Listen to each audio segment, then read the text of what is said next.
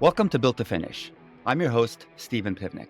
Join me each week as we explore the journeys of audacious goal setters. This includes experienced founders, CEOs, and entrepreneurs sharing pivotal moments that propel their success. We'll also be talking with endurance athletes who push the limits of physical and mental ability.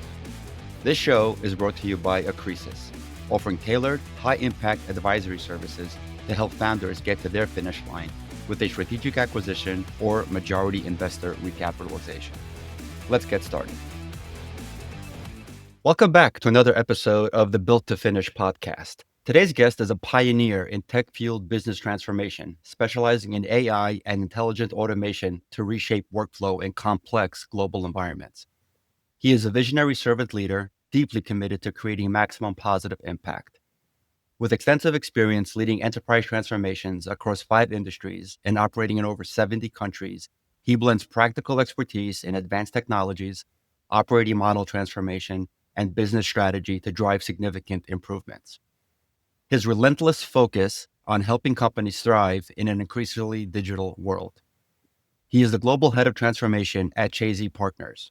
Lee Coulter, welcome to the show. Hey, Stephen, how are you? Thanks for having me. You bet. I'm doing great. Thank you for asking. So you have extensive experience in starting companies as well as exiting them. So you've started 5 and exited 2. That's correct. Yes. Awesome. So from the 2 that you exited, I like to ask this question right out of the gate. What were some of the strategies that you put into place in order to maximize the outcome for all the stakeholders? Well, I think starting at least 2 years before exit, maybe even 3 years before exit, to begin the process of cap table cleanup, of maximizing all of the indicators that are going to be a part of your final valuation computation. Getting to know folk that are active in the transactions within the last 12 to 24 months. These are all components that are really significant. And this may not sound like breakthrough information, but have a coach. There's a lot of emotion wrapped up in this, in these exits. And it's really easy to get sideways with facts and to do what objectively makes a lot of sense, but subjectively might be really, really tough to do. Example might be right-sizing the leadership team and offlining long-term employees that have been promoted well beyond their performance level in the company. These are all, and simplifying the cap table, we'll talk about that, but, and this is, again, maybe is not something that needs to be said, but documentation. You really need to have a solid data room. And a solid data room, you're not putting that together in 90 days.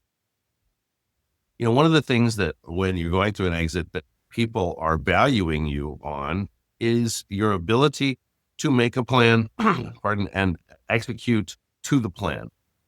So, if you're using EOS or OKRs or whatever way you're managing your business, to have a track record that you can show.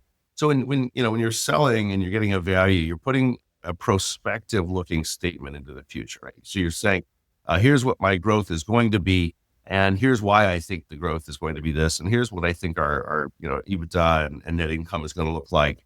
And a prospective buyer or the buyer's agent is going to look at that and say, what level of confidence do I have in that? And if you basically just started documenting your goals and your attainment 3 months ago, the level of confidence in your forward-looking statements is going to be excruciatingly low. So Sure. Having 3 or 4 or 5 years of documented objectives, like here's what we said our revenue was going to look like. Here's what we said our product release roadmap was going to look like. And then we go back and say, wow, they hit 95% of all the release points on their product. They actually were within 10% of every one of their revenue targets, with the exception of, maybe the beginning of the pandemic, something like that. Hmm. Having that documented history that says, listen, we as a team have been making goals and achieving them, and here's the history of that. So when I say this is my prospective future, you should believe that's based on the same level of confidence with which we've run the business, heretofore.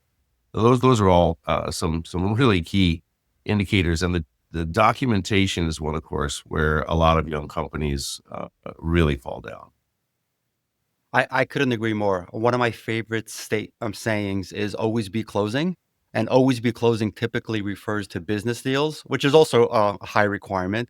But I refer to always be closing as your books, right? So you should always be in a position to close your books as fast as possible at month end and at quarter end, and have a track record of doing that for many years.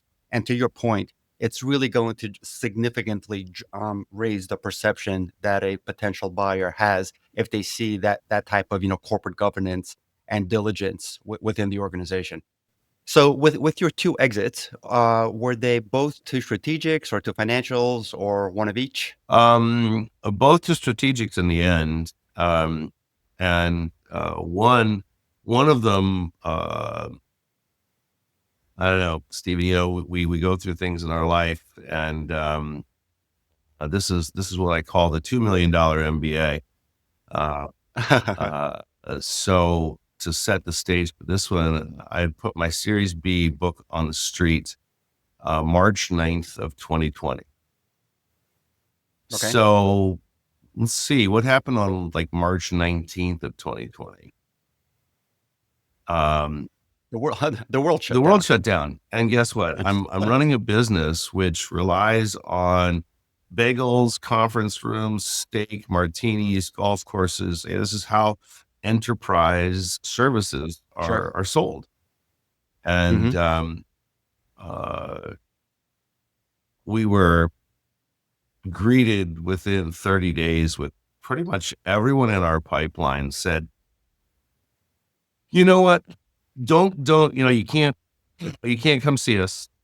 And in fact, we've got to go focus on our own stuff right now. So, Hmm. just call us in 6 months.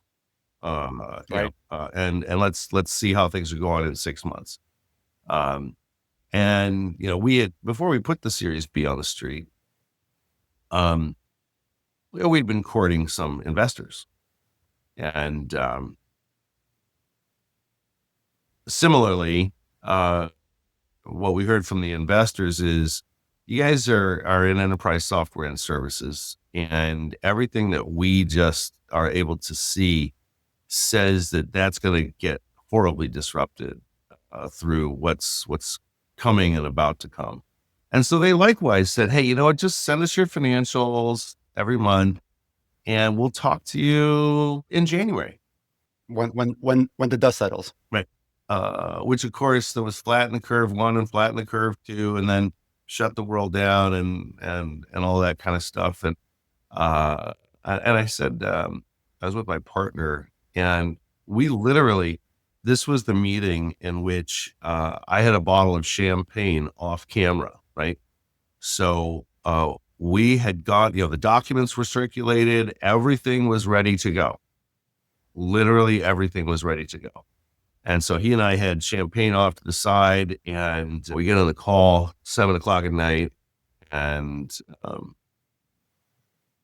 the guys start off with, "Hey, we just got done with our portfolio review." That's where every single one of their portfolio companies has a 20-minute slot to give an update, and we just did, whatever, 8 hours of that, 10 hours of that, and so what we've decided is, yeah, um, we we're not going to move right now. And for one of the first times, one of the only times in my life, Stephen, I have been absolutely speechless. Um, so then what do you do? So I had to convert, we tried chasing down additional investors, and they're just, the appetite was zero at that time, mid late 2020. and I had to keep the business running. So I flipped from equity financing to debt financing, uh, and uh, obviously trimmed the business to an extent that, in retrospect, was remarkable, and ended up exiting during the pandemic. I'm calling some of my my advisors and coaches, and I'm like, okay, so how do I flip from equity to debt financing during a pandemic? They're like, we don't know. We've never had to do that before. No idea. But here are some ideas. How you might do that. And that year and a half, Stephen, was I learned business lessons that I just even in a full career, you don't get confronted with some of these things, and have to manage a way out of them. And it was really painful. It was very painful, and certainly, uh, the exit was not what we were all hoping for. But it was, there's a burn rate, and there's an end to that burn rate, based on what kind of new customers you can bring in, and that was a really really tough exit. I mean, even with some of the numbers going in the wrong direction, you must have had a really attractive company for you to successfully close and exit in a downturn Yeah, I financially. mean, the work that we were doing, which was really intelligent document processing as a service, uh, was very attractive. We had a very attractive value offering to the market, and and we were capable of selling and implementing it without face to face. But it just became increasingly harder. Uh, when purchasing anything in the enterprise transformation space, there's a component of trust. When you shake someone's hand, look them in the eye, when they tell you, this is going to happen, you will receive the benefits. We can implement and deliver. It's just a slower process when you can't be there in person with them. And all of the ancillary things that happen in an on-site visit. Hey, why don't you come by and meet our CFO? Hey, why don't you? Hey, well, look at there's the CEO. Stop by and say hello. All of those ancillary things that help build a relationship with a potential customer, they were just unaccessible during that time. So it was a very slow march. Yep, yep. I knew that you and I have a lot in common, but that this is yet another one. I also sold my company in the heat of the pandemic in September of 2020, and it was definitely super interesting and rare times, especially to go through an exit in the like on 90 days of due diligence and then an exit while the majority of the country is still shut down. Yeah. Yeah, what's the old Arab curse? May you live in interesting times. Yeah, it was definitely an interesting time. 100%, 100%. So you mentioned prior, one of the best practices that every entrepreneur should follow is cap table governance. I know I've had some cap table horror stories, and I know you did as well. Can you share some of those in the hopes of preventing other entrepreneurs from experiencing something I similar? sure can. And this one uh, is another exit to a financial. Um, and this is a structured process, right? So this, advisors on both sides, and it starts with 78, down to 11, down to 7, down to 4, down to 3, down to 2, down to 1.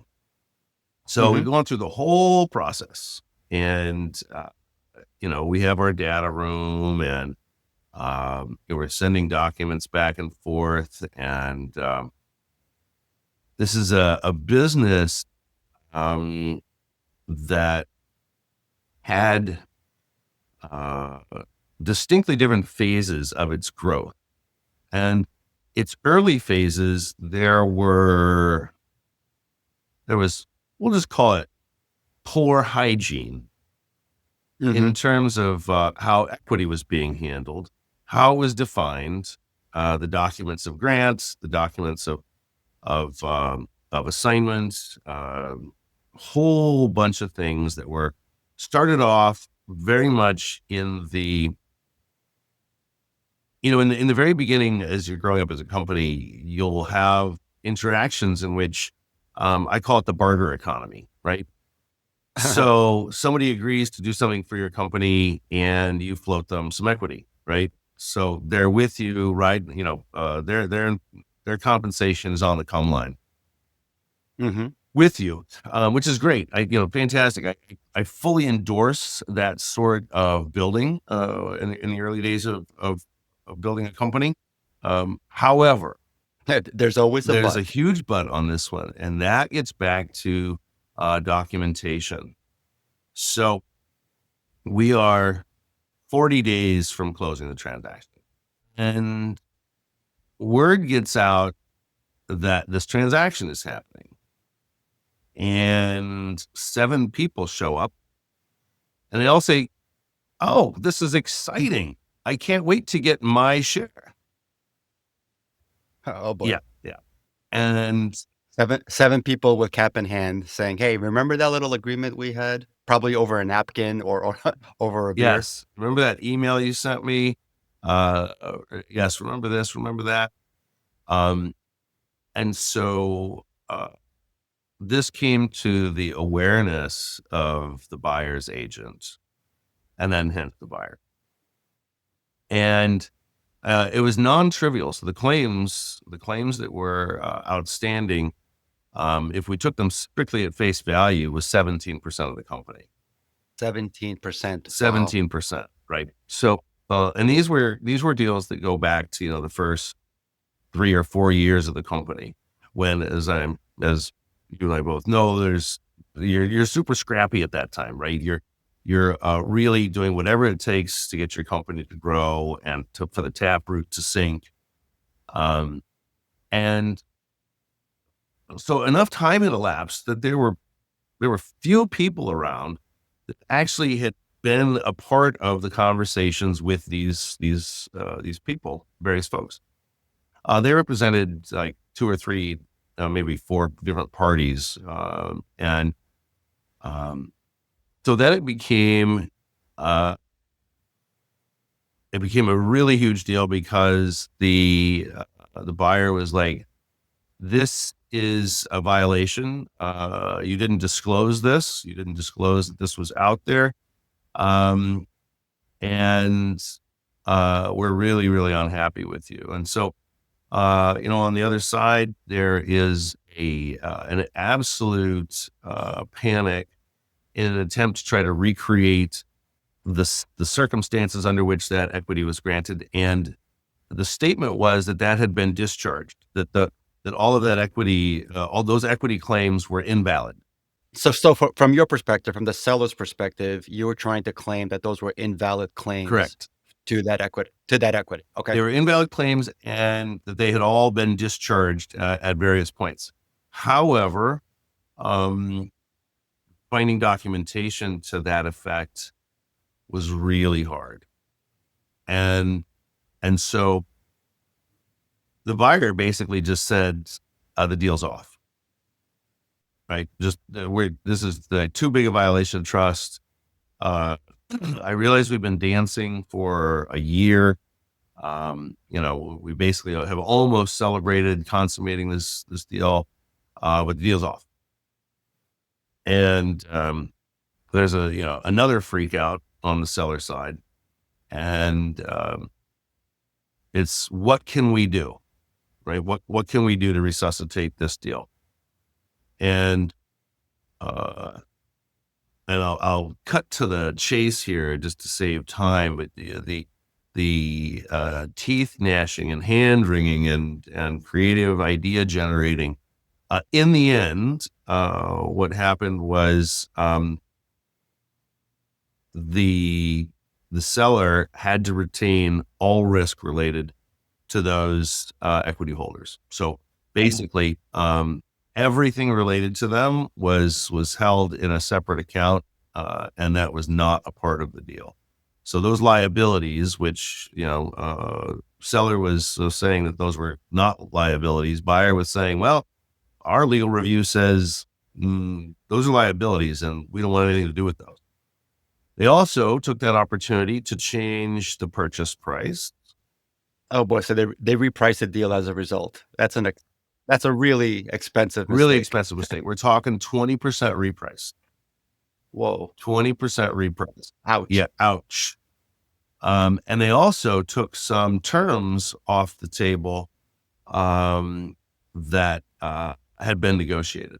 So they basically restructured the deal, making it much, much more painful, much less fulfilling, and leaving this piece of risk out there. All because there was poor hygiene.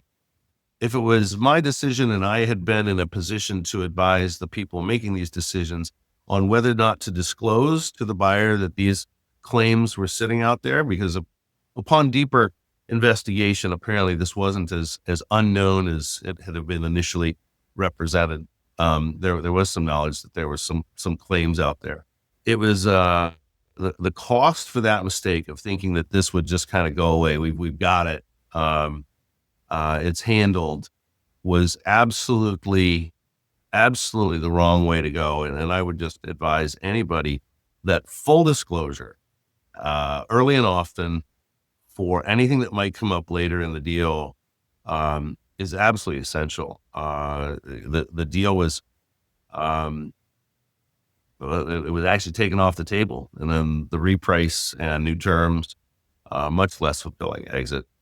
So this gets back to that documentation and the cap table cleanup, right? So if you're going to set yourself up for exit, scrub the cap table. Make sure that every single document for every single piece of equity, every share, every unit, wherever it sits on the cap table, find every document related to it. And anything that isn't there, you need to go recreate it or create it. And yes, that can be painful. It can be painful, and it might result in opening wounds that have been closed for a while, but you have to do it. I couldn't agree more. I mean, I thought that, we had our ducks in a row, and for the most part, 99% of our ducks were in a row.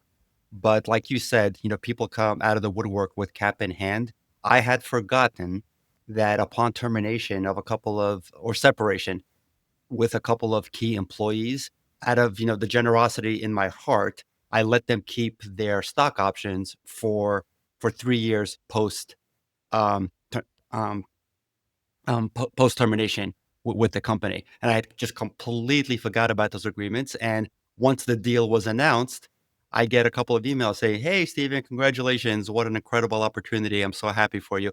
Oh, by the way, do you remember that I still have 3 months left on the on the clause in my termination agreement?" I'm like, "Oh my God, I Oh, totally forgot."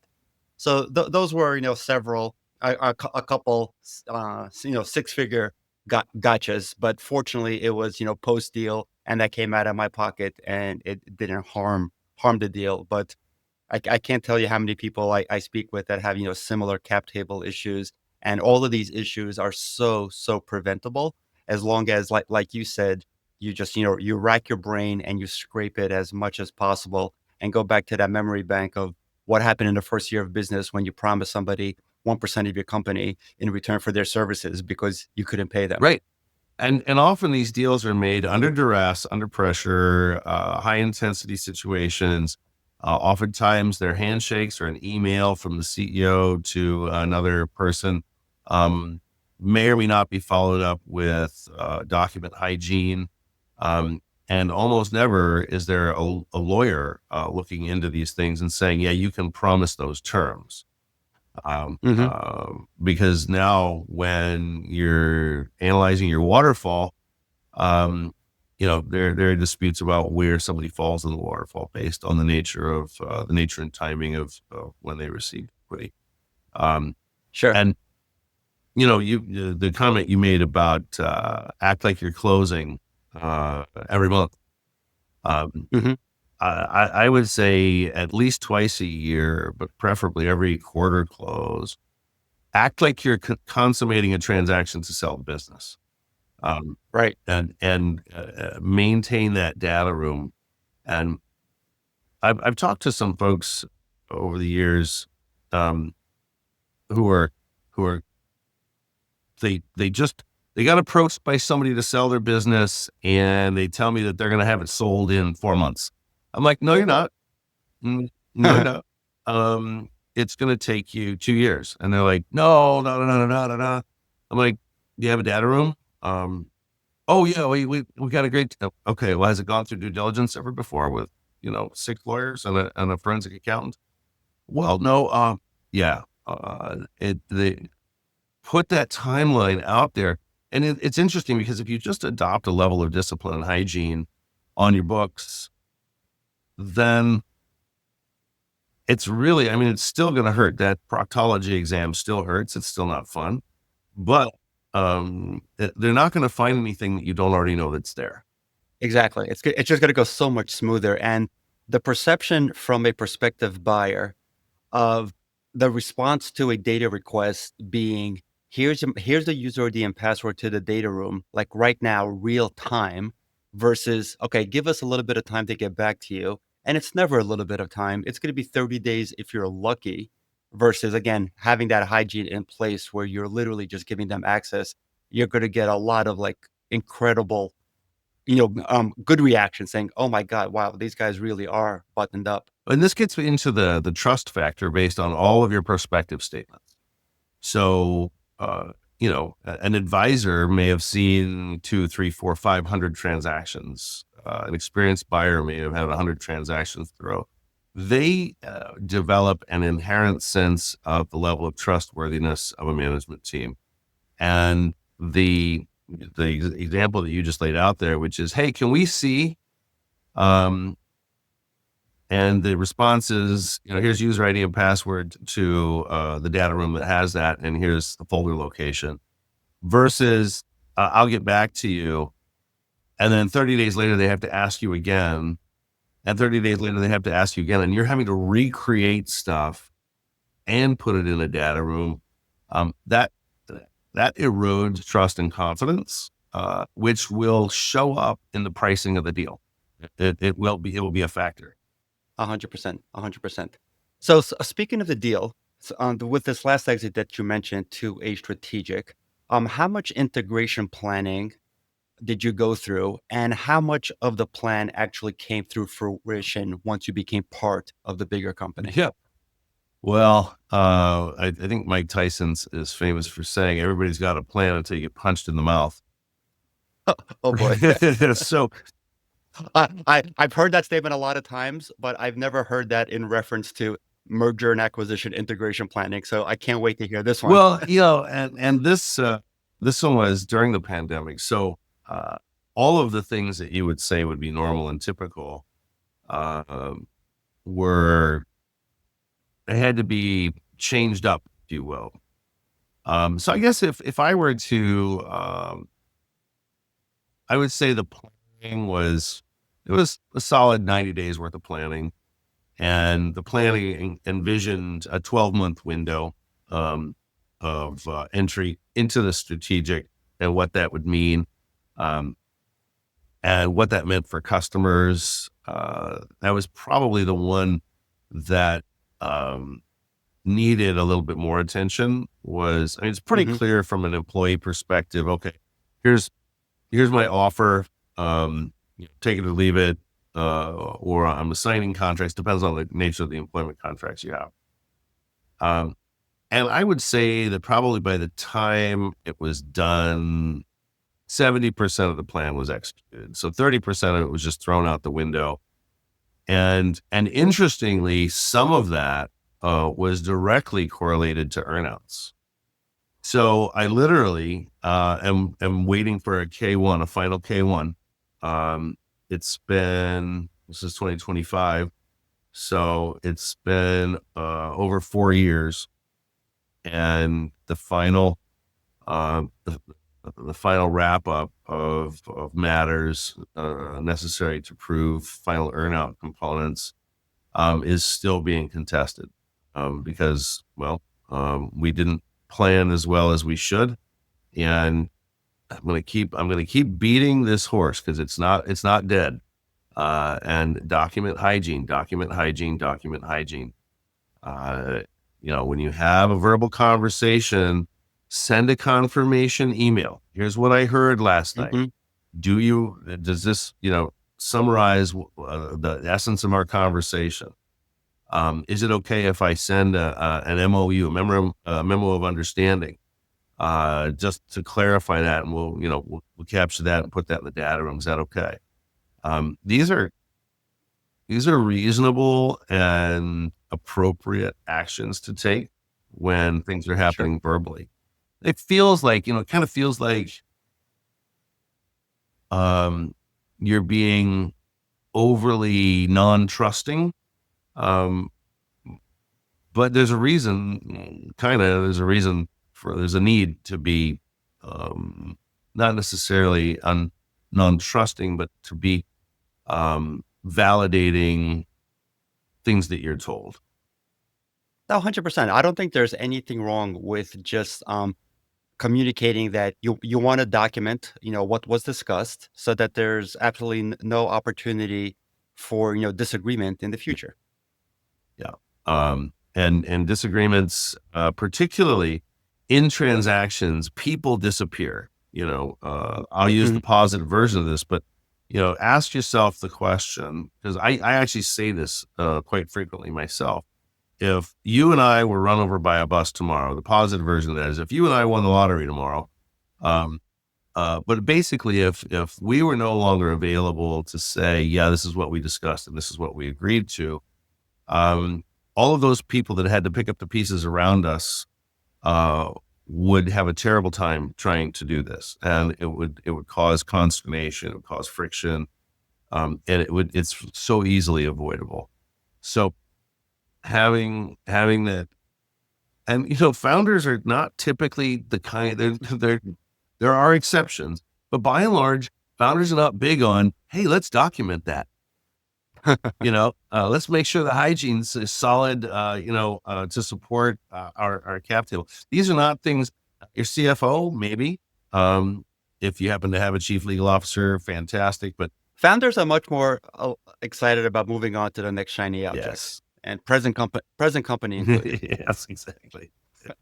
So, overall, what would your advice be in terms of earnouts? So, there's like two schools of thought, right? Some people think earnouts are great because it really maximizes potential value of the deal. Other people think that any earnout is a lawsuit waiting to happen. Phew. What's your advice to founders that are going through an exit that has an earnout component? So I think both of those are true at the same time. Uh, Hmm. so as I just mentioned, we are in legal proceedings on the final elements of an earnout. So I can say for certain, Yep. yes, it is a lawsuit waiting to happen. And people are often so an earnout sounds really good in principle, right? So it encourages the management team to stay in place to deliver on the components of the forward looking statements that were made that generated purchase price. Right? So all of that is well and good. So limited earnouts that have abundant clarity about what they are, how to hit them, and the terms under which payments shall be made. Nothing should extend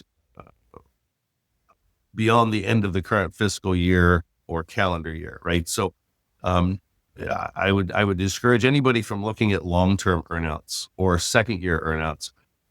That first year, 12 months, keep the emotional components of a management team that has built and run a company in a particular way, and now they now have a new board if it's a financial, or they now have a new owner and a strategic, and there's a different culture there. Um, I'm just going to say that it's best generally that management team all disappear within 12 months, right? Hmm. Let the new owners, be it financial or strategic, put in place their people, and begin to drive the business the way they want it to be driven. It's just going to be better for everybody.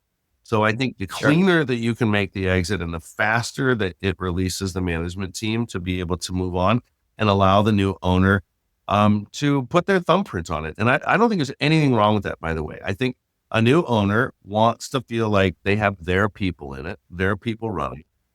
And I don't think there's anything wrong with that. And I think that as a seller, you should not plan to be a part of that company. You are going to inevitably. So I've seen cases where CEOs have 3-year earnouts, and the griping and begrudging and complaining and resistance and throwing wrenches in the works, confounding things that the new owner is trying to do. Um, It's just not a good idea. It's really not. Let the new owner take full care and control of their company and get out of the way. And if you've made a couple of commitments that are easily quantified, put those into an earnout. But I would keep the percentages small, nothing over 10%. I've seen 30% earnouts, that's big. That's a lot. And there's a reason why people are putting those earnouts, because somebody isn't confident that they're going to happen. That's one of the reasons that they're built into an earnout. So it kind of says, from the get go, that there's going to be a high level of scrutiny over the performance of those objectives. And now you get into legal battles about, well, but this is what I meant. Well, but this is what you said, and this is what put into writing. As you say, lawsuits waiting to happen. So that's kind of my view: is avoid them if you can. If you can't, keep them as tightly time bound as possible, and make sure that the key management team, and key members of the company are free to exit no more than 12 months after transaction. Really good advice. Really good advice. So, speaking of management team, when you were growing and scaling your company, what were some of the things that you looked for in when you were structuring and then later upgrading your management team? Yeah. Well, it's really interesting. I'll tell a quick story, Stephen. So I was toilet trained in the Welch era General Electric. And GE really, they used to ask Jack, what business are you in? And he said, I'm in the leadership, strategy, and execution business. And people would kind of look at him like, well, what does that mean? He goes, it doesn't matter what industry I'm in. I'm going to be running the top 1 or 2 businesses in that industry. And it's because I have superior leadership, strategy, and execution. And so that sets the kind of stage for this training that, as I went through the entire leadership development engine at GE, we learned a structure for business building, and it had like 9 segments. So it was idea to product, product to $1, $1 to $1 million. Then it was 1 to 3 million, 3 to 10 million, 10 to 30, 30 to 100, 100 to 300, 300 to a billion, 1 to 3 billion, 3 to 10 billion. So there was a full taxonomy built of what are the focuses during those phases, and what kinds of people do you need to be successful in those. Simple example: to get from 1 million to 3 million, you cannot have people on your leadership team that come out of giant corporate, global world, right? You need people that will roll up their sleeves and are super scrappy and are going to get it done at any And cost. and you're not looking for somebody to document every process, right? You're looking for shoot from the hip, make it successful. I trust you to get it done. You'll get dirty in the process, and that's fine. And then move on, right? Literally just move on to the next thing. But when you start to like get from 10 to 30 million, well, now you actually need some delegation of authority. The CEO cannot be the person who approves every single expense. And cannot approve every single hire. You now have to do some delegation. You actually do need some process infrastructure. You do need some bureaucracy. And so my strong advice there is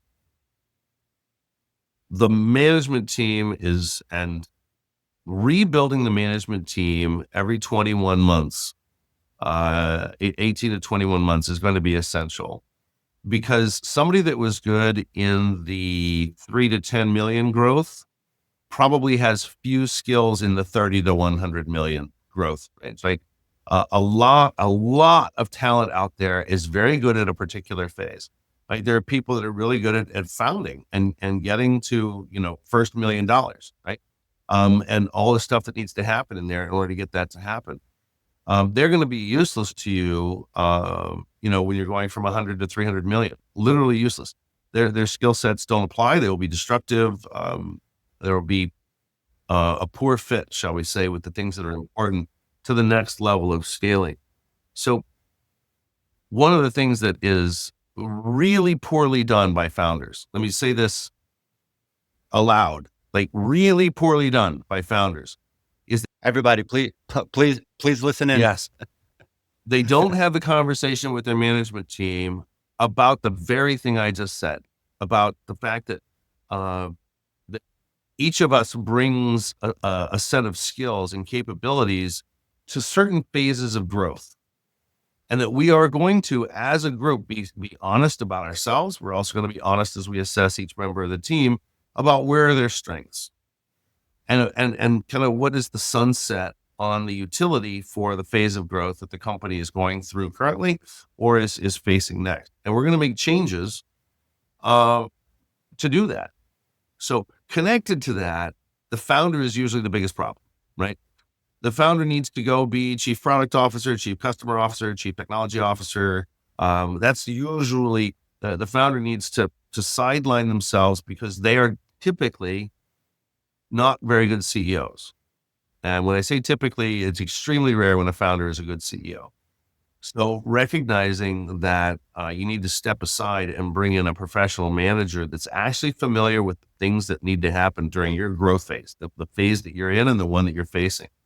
And being really transparent with management teams when you go through that 18 to 21 month review of every team member, and you sit down with somebody, you said, you know what, for the phase of growth that we're about to go through, your skill sets are not well aligned. You don't like to do these things, right? So I'll give you a simple example. Somebody goes from in the early days, they have informal management responsibility of 8 or 10 people. Well, fast forward 3 years and you give that person, now they have 5 direct reports and a team of 30 people, and they have to worry about career planning, advancement planning, performance management, vacation and staffing and turnover and all of the employee sat issues. And well, guess what? You're going to sit down with that person and say, you know what? You were very good at this phase when you just exerted informal influence, and people respected that. They respected your ability to get stuff done. And so therefore they listened to you. You are a terrible person, people manager. Everybody knows it. You know it. You don't like it. It's apparent, but we have to get you out of this job. Having that conversation, Stephen, is so important because these people, despite the fact that they might be, part of the founding team, you need to be willing to have the conversation so that you can make those changes. You can exit people with grace and pride intact, but exit people you should be doing. It's really hard to say.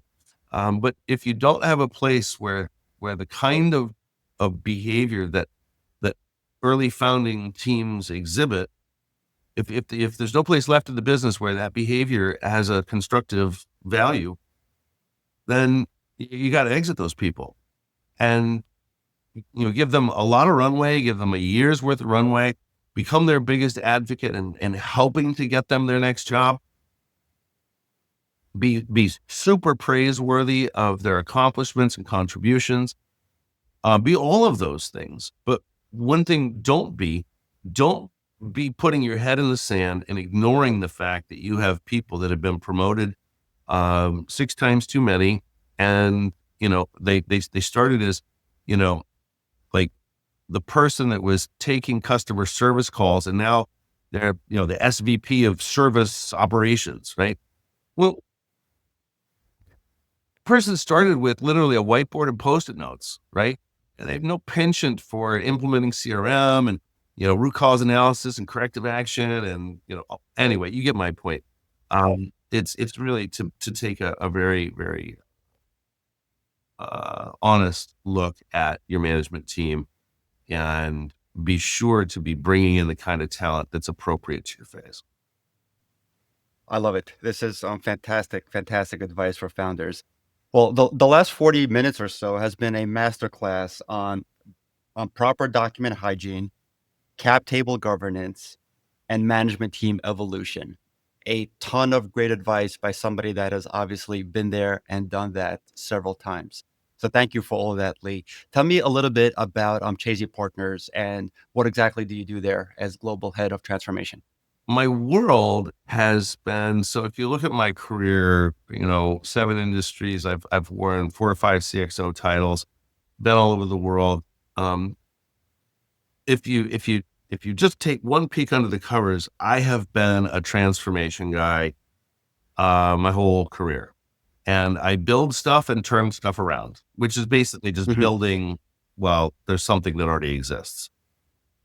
I've gone through some evolutions of what I really want to be doing, as a person. As you can see, the color of my beard here. I'm not a spring chicken anymore, but uh, Chazey was an opportunity to continue to give all the all of my best lessons, my best learnings, and give those things away to pay forward, and to be involved, but not as an operator in large transformations. So Chazey's a small consulting company, and good close relationships with clients. And I spend a fair amount of time writing. Right now, I'm focusing Mhm. on AI readiness and for the enterprise. Spent a year doing research, and we've got 3 webinars, 3 workshops, papers, blog posts, etc., on how a company must be ready, not should be ready, but if it's going to survive, it must embrace AI. And AI has a completely different operating model. So Mhm. you can modify your existing operating model to be AI ready, but it's very specific to AI. It involves things that most companies have never done. When was the last time a company celebrated fast failure? Right? So anyway, that's kind of what I'm doing with Chazey, and I've also um, probably wouldn't surprise you, but I've become an executive coach. Uh, it happened quite organically. It was just people over the years saying, "Hey, would you help me?" And they told 2 friends, and they told 2 friends, and so that's another thing that I really enjoy doing, um, is uh, is that give back that comes through coaching. I'm sure paying it forward is incredibly rewarding, I'm sure, and that you must be enjoying it tremendously. Very, very much. Awesome.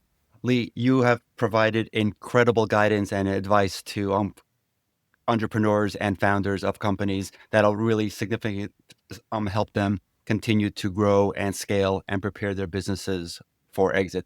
Thank you very much for being on the show. Wonderful. How can people contact you if they wish? You can reach me on my personal email at 337coulter@gmail.com. And I'm also, you can find me on LinkedIn. You can find me on WhatsApp. I'm pretty easy to find. It doesn't take too much searching to find me. So, yeah, if I can be helpful to folks, or you'd like to talk more about some of the stuff we've talked about, please do reach out. Great. We'll put all that information in the show notes. Lee, again, thank you so much.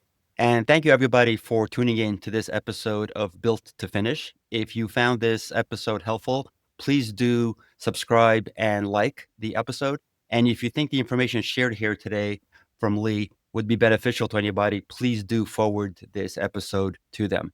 Thank you very much for tuning in. Until next time. That's a wrap for this episode of Built to Finish. Thank you for tuning in. For show notes and more details, head over to podcast.stephenpivnick.com. Special thank you to our sponsor, Accresis, offering tailored, high-impact advisory services that help founders get to their finish line with a strategic acquisition or majority investor recapitalization. Catch you next week.